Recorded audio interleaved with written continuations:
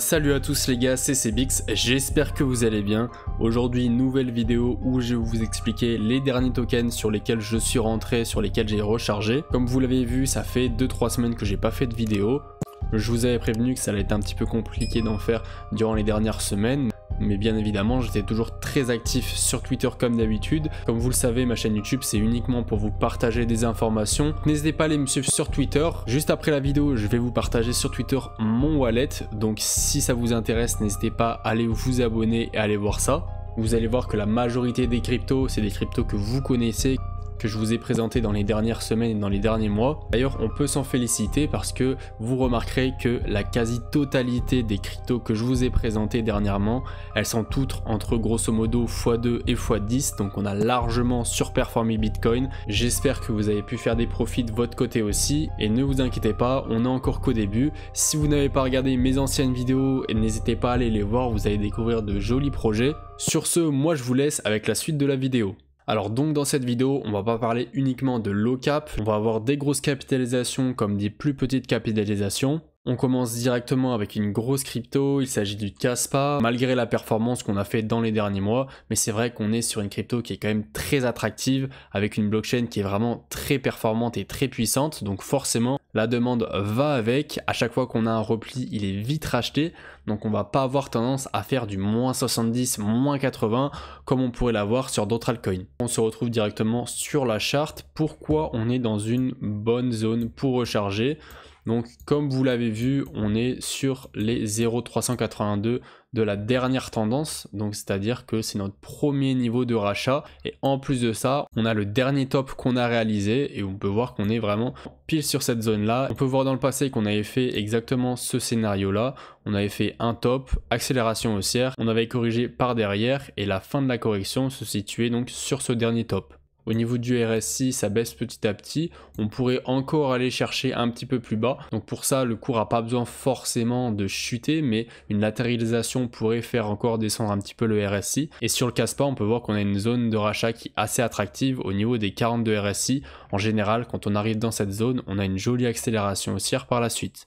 Le deuxième token, il s'agit du SUI, un projet qui, comme le Kaspa, compte également une jolie ligne dans mon wallet. On est également là sur une jolie capitalisation de plus de 1,7 milliard. Alors sur la charte de SUI, assez intéressant. Bon, globalement, on n'a pas énormément de data, mais on en a assez pour conclure qu'on est quand même dans des points d'achat plutôt attractifs. On peut voir qu'on est revenu sur les 0,382 avec une jolie mèche qui nous a permis de liquider pas mal de personnes qui étaient dans le train. Vous pouvez rentrer maintenant ou alors vous pouvez attendre une petite latéralisation. En général, c'est plutôt conseillé d'attendre qu'on latéralise, ça permet vraiment de réduire les risques parce que vous connaissez bien évidemment la fameuse expression on n'achète pas un couteau qui tombe.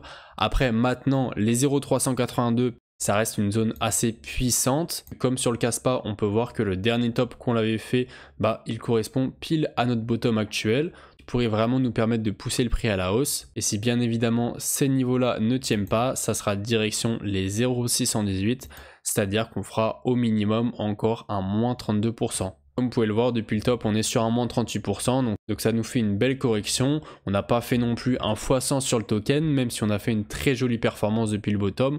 Si on n'a pas un crash général du marché crypto, je pense qu'on pourrait potentiellement être sur un bottom sur le SUI. Après, bien évidemment, c'est à vous de vous faire votre propre opinion. Alors là, on va commencer à rentrer dans les low cap. Je vais vous en présenter deux aujourd'hui, donc qui sont à mon avis dans des très bons points d'entrée que j'ai rechargé il y a quelques jours et qui sont bien évidemment avec des gros fondamentaux et qui peuvent potentiellement nous faire des très bonnes performances durant le prochain bull run. Donc le premier, il s'agit de DNX avec le projet derrière Dynex. On a un projet qui est quand même bien développé, qui est déjà en place. La tokenomics est assez intéressante quand on regarde comment les tokens sont émis, le nombre de tokens qui sont déjà en circulation, c'est également aussi un très bon point. Et la narrative, bien évidemment, je vous en parle beaucoup, mais c'est l'une des choses les plus importantes à prendre en compte quand on investit sur un token. Et là, on est sur une narrative donc IA, donc forcément la meilleure narrative à mon avis, plus la narrative de PIN qui est en pleine émergence. Donc on se retrouve sur la charte du token. On peut voir directement que le setup est vraiment joli. On a eu une jolie impulsion haussière de juin jusqu'à août. Et depuis ce temps-là, on est dans un range. On a un ATH à 1,40$. Ce qui est impressionnant, c'est que ça fait presque 230 jours qu'on est dans un range Donc vous connaissez le scénario, plus la volatilité d'un token va être compressée, plus la hausse derrière va être gigantesque et les bougies vertes s'enchaîneront. On a juste ici une zone violette, une zone d'attrait. À chaque fois qu'on arrive sur cette zone-là, on a le token qui pump, donc on a vraiment un énorme support. Personnellement, la majorité de mes bags, je les ai pris vers les 0,60 $.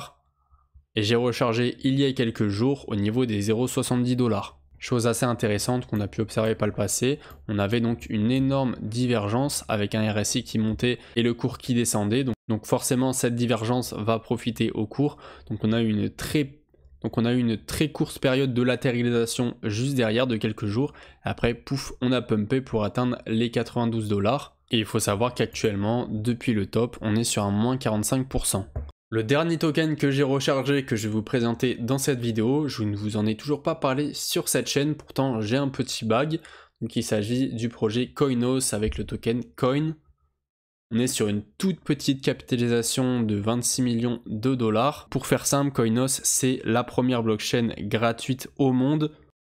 On est sur une blockchain qui a des transactions extrêmement rapides avec une sécurité et une décentralisation très élevée. Alors, la charte du token est assez intéressante. On peut voir qu'on a eu un long range et une longue période d'accumulation de fin décembre 2022 jusqu'à début novembre 2023. Donc c'était extrêmement long et comme je vous l'ai dit précédemment, quand on a une énorme période d'accumulation avec un gros range, la volatilité juste derrière est juste énorme et là on l'a vraiment connu sur Coinos avec un plus 545%, ce qui nous fait grosso modo un x6,5. Qu'on est retourné dans la zone de rechargement, le carré violet que vous voyez juste ici, et en bas de la zone de rechargement sur les 0,786. On a rebondi juste sur cette zone et on est reparti petit à petit à la hausse. Donc assez intéressant, il faut savoir que moi je suis rentré et j'ai découvert le projet au niveau des 0,90 $ et j'ai rechargé une dernière fois grosso modo au niveau des 1 $ il y a quelques jours. Donc on considère que dans la zone de rechargement, on est dans des très bonnes zones pour acheter. Je vous la présente, on est sorti légèrement de notre zone, mais on reste à quelques pourcents de notre zone de rechargement, donc on est dans des prix d'entrée qui sont très abordables. J'avais noté il y a quelques mois qu'on avait une divergence avec un cours qui augmentait et un RSI qui baissait.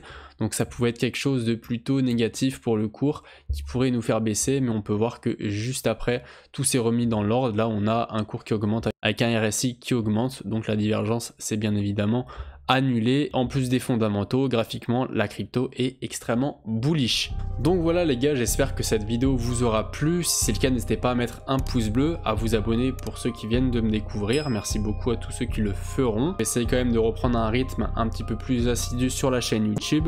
Mais je vous le répète, n'hésitez pas à venir sur Twitter. Là, je suis vraiment bien plus actif. Je vous dis, c'était CBX. On se retrouve très bientôt dans une prochaine vidéo. Allez, ciao!